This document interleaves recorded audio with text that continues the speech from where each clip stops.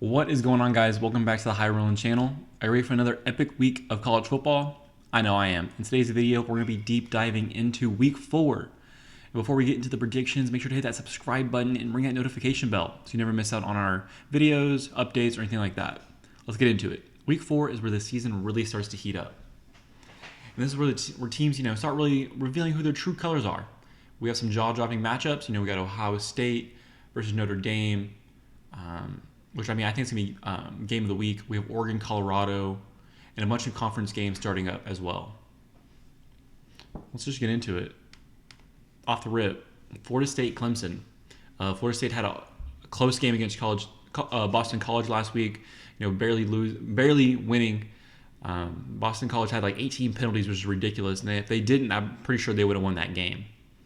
Florida State is minus 300. With a -2 spread. I'm going to give it to Florida State. I'm going to Florida State all the way. They're the number 4 team in the nation, losing that spot from Texas to going up for number 3. Yeah, Clemson's just they're on the downhill. Dabo Swinney doesn't know what he's doing. He has all the 5-star players in the world, but doesn't have the development to improve. Clemson has covered each of its 5 meetings though against Florida State, and it's the first time Clemson is a home underdog since 2016. And that was the last time against number 3 Louisville, which I believe was Lamar Jackson's team. Pretty crazy. Realistically, guys, Clemson's done. Alabama, done. We need a new top dog. I know we're talking about Georgia this, Georgia that. Georgia had 2 great years with 16th year seniors. Time is now for a newcomer, a new king to arise for their era. Next game, we got Oklahoma versus Cincinnati. Oklahoma, a 14.5 spread. Give me Oklahoma all day. Oklahoma is 3-0 against the spread this season, and only the Big 12 undefeated against the spread. They're one of 2 teams in the Big 12 besides Texas that's ranked in the Big 12 versus their new conference team, Cincinnati. Cincinnati lost their coach Luke Fickell. Luke Fickell went to Wisconsin, obviously, to play with Tanner Mordecai, who's from Midway. Shout out Waco, Texas. Cincinnati is 1-5 against the spread as an underdog since the 21 season. Cincinnati in their past 5 games, following up a straight loss, have gone under. So I'm expecting this game to actually go over, but in Oklahoma's favor. Give me like a 55-14 score right there. Next game is the number 19 Colorado versus number 10 Oregon. Oregon's a 21.5 spread. That's actually ridiculous considering Colorado has covered their spread the last 3 games and outright have won. They won against TCU, 21-point dog spread. Only 3 teams have won multiple games as an underdog of a 20-plus points since the FBS-SCS split in 1978, which is Northwestern, UNL Monroe, and Georgia Tech. Colorado has gone over in each of the total 7 road games since the start of the last season. So Colorado's on the come up. Deion Sanders, everything I see on Instagram is about Deion Sanders. They don't stop posting about Deion Sanders. They're talking about playing the marching band of Oregon in the practices. That's what all teams do. All teams in college football do that. We got to stop hyping up this team. He's a great player. They're not going to have a great year, though. I'll tell you right now. They lost Travis Hunter for the next few weeks. And that's when they play USC. And I feel like these 2 games, they're done. Next game, number 22 UCLA plays number 11 Utah. Utah's a 5.5 spread. Utah has gone under in the total each of the 3 games this season. Utah has covered the 5 of his last 6 against UCLA, actually, and has covered 9 of the last 12 road games. Utah has done exceptional well so far. I believe they beat, they just beat Baylor. It was a close game. Baylor got hard fought. Baylor's in shambles, by the way. Baylor, we'll get into that later as well when they play Texas. But give me Utah. Wins it. Very close game. UCLA is a great team, though. Great O-line, great quarterback play. They were supposed to have Dylan Gabriel before he actually transferred to Oklahoma. But give me Utah.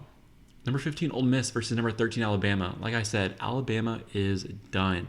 They don't know who their quarterback is. There's still a 7.5 spread or 7 spread. Give me Ole Miss. Ole Miss is 3-0 against the spread this season and the only team in the SEC undefeated against the spread. The under is 7-1 in 8 Ole Miss games against an AP ranked opponent. These guys they play defense and they win ball games. Nick Saban is 1-3 against the spread against Lane Kiffin, which means he's close but not over the hump. Lane Kiffin, this is your year. You have Jackson Dart. You have a quarterback that is clutch. Please beat Alabama. Number 18, Duke. The 21.5 spread against UConn. UConn has gone under in the total of each of its 3 games this season. UConn has covered each of the past 4 games as a home underdog, though. But Duke is 5-12 against the spread on the road since the start of the 2020 season because Duke hasn't been consistent, but now they have seniors on the team. They're simply winning this game. But do they cover? I say they do. I mean, Duke beat the absolute crap out of Clemson. They might have not won by that much, but they absolutely beat them on the turf. Give me Duke by 100. Number 20, Miami plays Temple. Temple has failed to cover its spread. They're 17-13 against a double-digit underdog. Miami's 5-12 as a favorite. So I think Miami wins by 20. Miami just got to keep winning at ACC until they play somebody actually good. UTSA versus Tennessee. Tennessee is a -21 spread. Tennessee is 6-1 against the spread following a straight-up loss since the start of the 21 season, guys. Tennessee, Josh Heupel, man, losing to Florida last week. Let me get this. Let me get comfortable. Josh Heupel, bro, what are you doing? You literally have the quarterback, you have the players, you have the team that you need. You're losing to Florida, dude. Florida. Are you kidding me? It's ridiculous. UTSA has failed to cover the spread. Give me Tennessee by 100. Arkansas versus number 12 LSU. You know, LSU, man. I don't know where the hype is. I mean, I get they have hype. Jaden Daniels is a good quarterback. Arkansas is on the shambles. Give me LSU all day, but cover the spread. I think Arkansas covers. LSU is 4-0 against the spread at home, but all 4 Arkansas road games have gone over in the total start of last season, so I think they can score points and get it in a shootout. I don't think it's going to be a blowout.